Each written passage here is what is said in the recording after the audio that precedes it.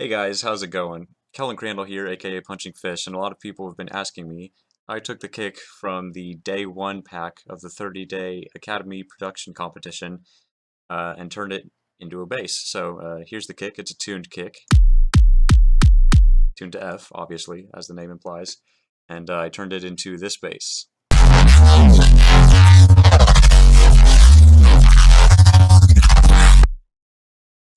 So I'm just going to go over in this video my basic setup to get from the kick to the final result.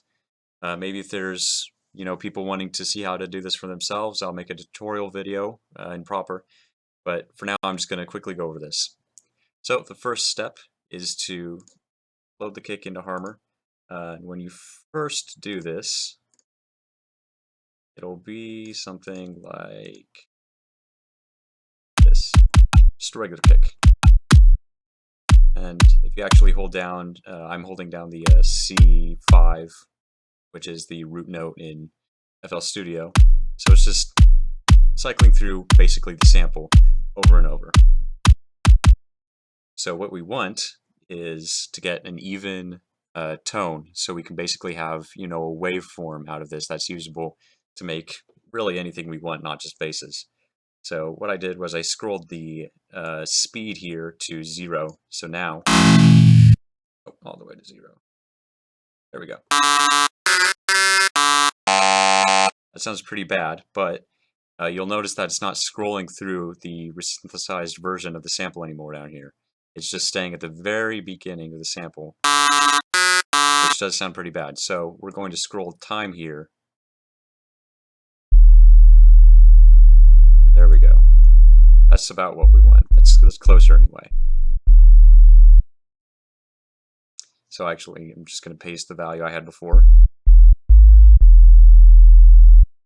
I actually measured this with Fruity Pitcher earlier to tune it.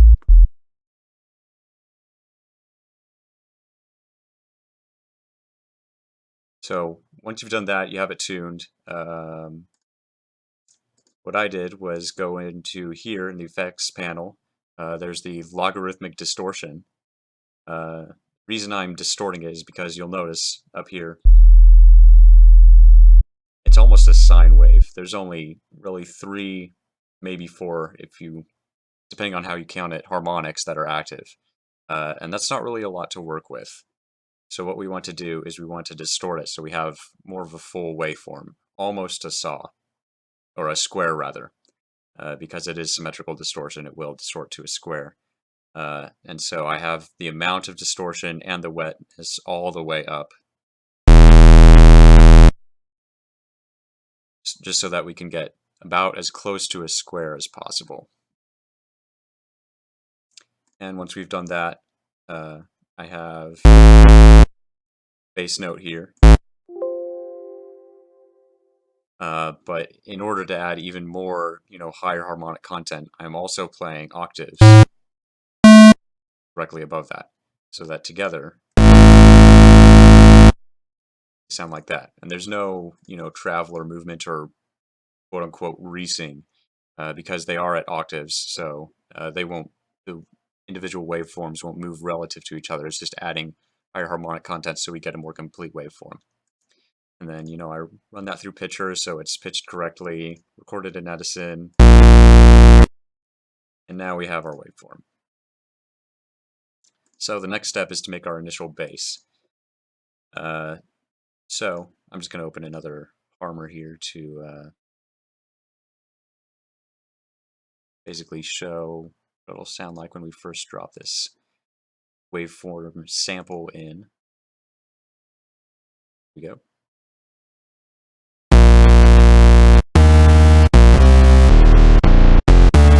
Now we can play it at all sorts of different notes, and it's properly tuned. So it's almost like we're using the synth, but we're in a way using a very thinly sliced version of the original kick. So from that we can do all sorts of things. What I've done here is a little bit complex. I'll try and break it down simply. We have basically just a bandpass going on over here. And as you can see here, I'm automating both the frequency of the bandpass and the width of the bandpass at the same time. And I also have a little bit of compression, a little bit of distortion, actually quite a bit of distortion. Harmonic unison pitch is on just to give it that little bit of squelchiness towards the top end. Just a small amount, not a lot. And actually, that only takes effect when we have this on, which I ended up not doing. So I do have harmonic protection on, both on the low end and some on the high end, just so that we preserve the overall, texture of the sound. And of course, that only works when you have this dial on. So with that off, we only have what's, being let through the bandpass in the sound. But with this on, you can see additional sound at the very top and the bass harmonic and a couple harmonics above that, just so that, high or low, we don't just lose the original sound. So I'm just going to play the step 1 articulation here.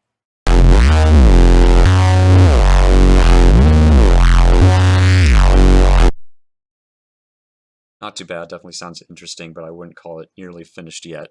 So what I did was just recorded that entire articulation into Edison.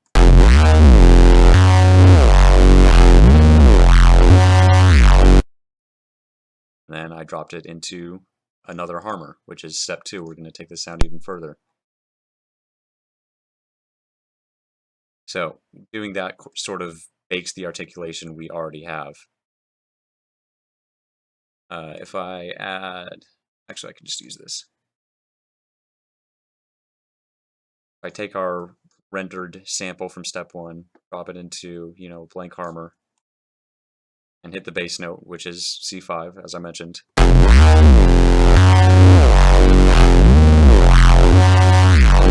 It's almost like it's playing a recording of that, the original articulation.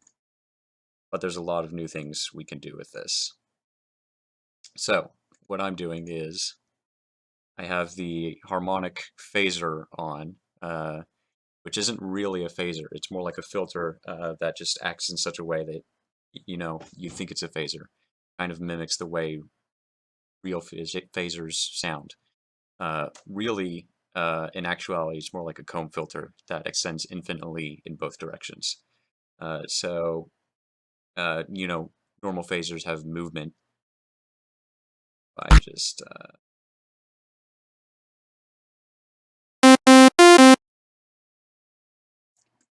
demonstrate this here real quick. So that's about what a normal phaser would sound like.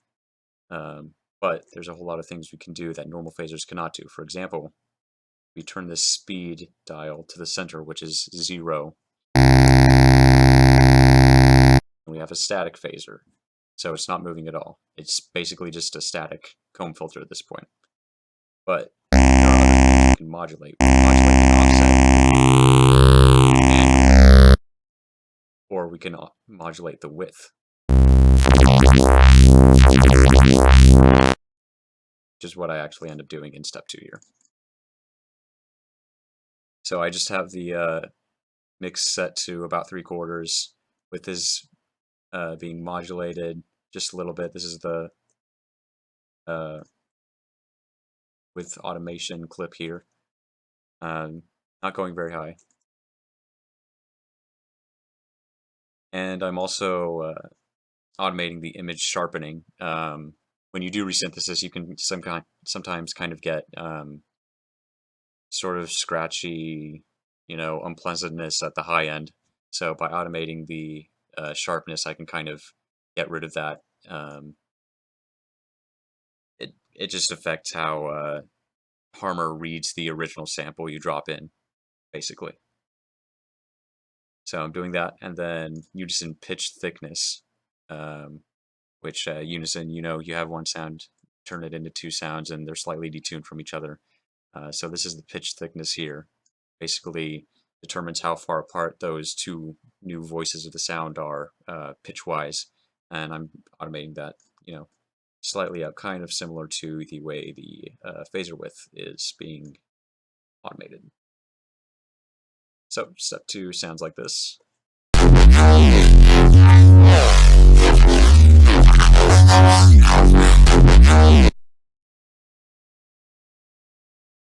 And then I basically just, did the same thing again. Rendered that out, recorded it, in Edison. On to step 3.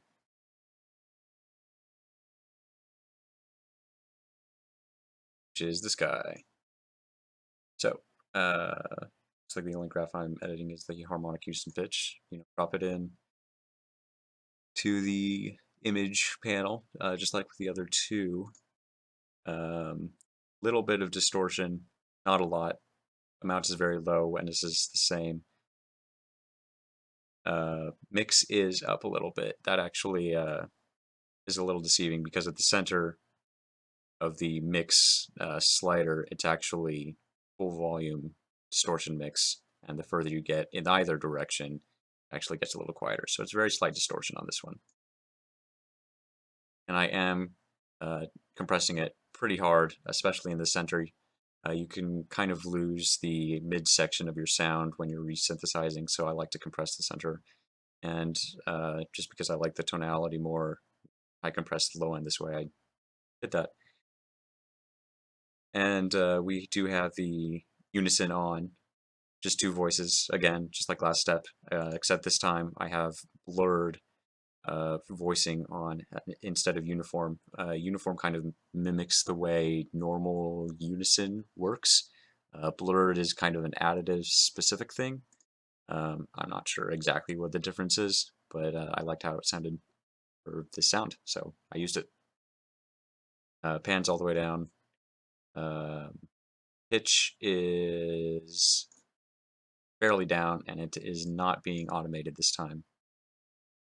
In fact, it's down it's lower even more than this slider would suggest because of the harmonic unison pitch window, which actually affects the pitch per harmonic.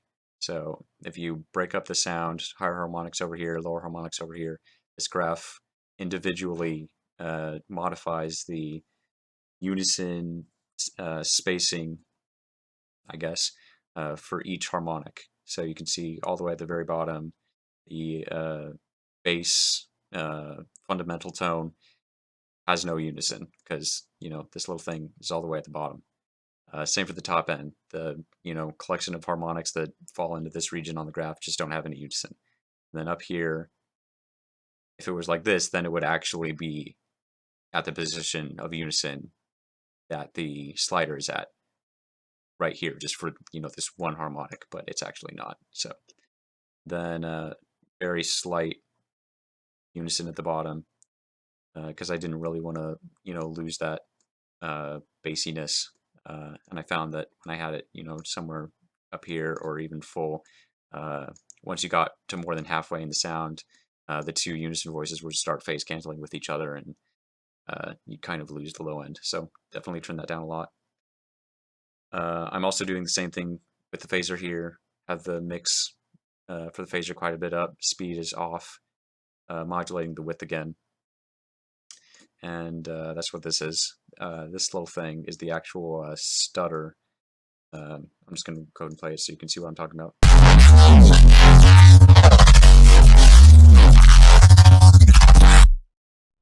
And what this automation is this little slider here.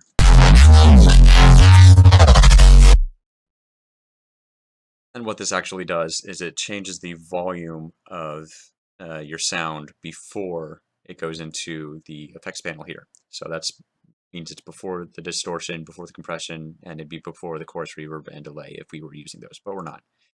So the significant thing is it's before distortion and compression that we are automating the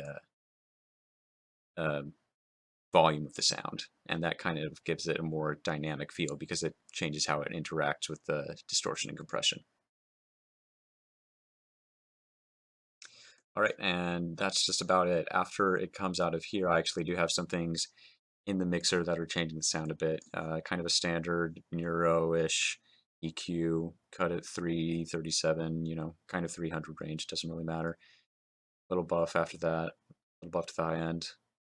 Cut at 33 or 39, I guess. Oh yeah, 33 hertz, because I don't want to have mixing issues later on when I'm actually using this in a track. That just helps keep it clean. I am distorting the low end quite a bit in Maximus because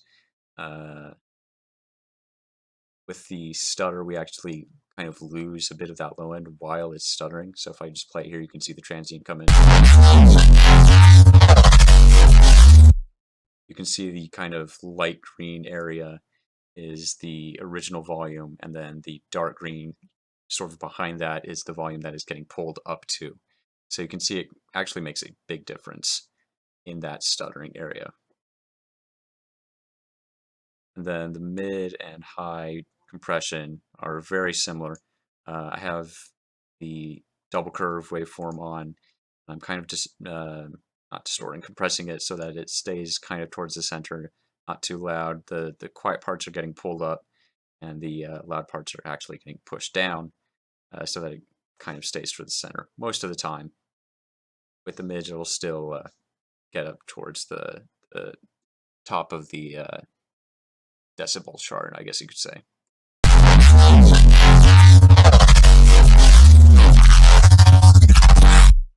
But most of the time it's going to stay in this nice mid-range.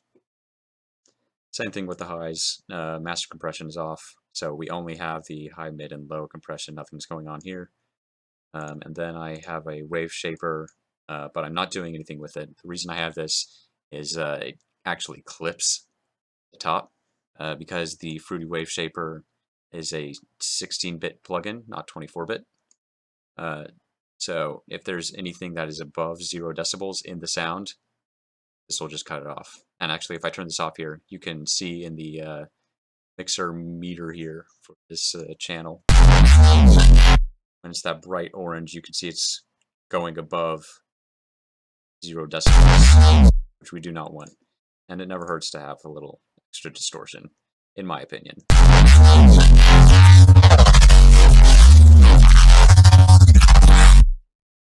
And Edison here that I ended up not using because I just rendered this section and went through it with you guys.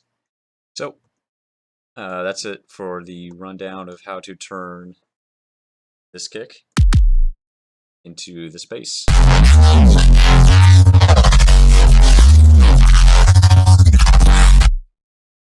Thanks for watching. Thanks for all your interest and questions, and I look forward to the next 30, or I guess 29 now, days of this competition with you guys. Thanks.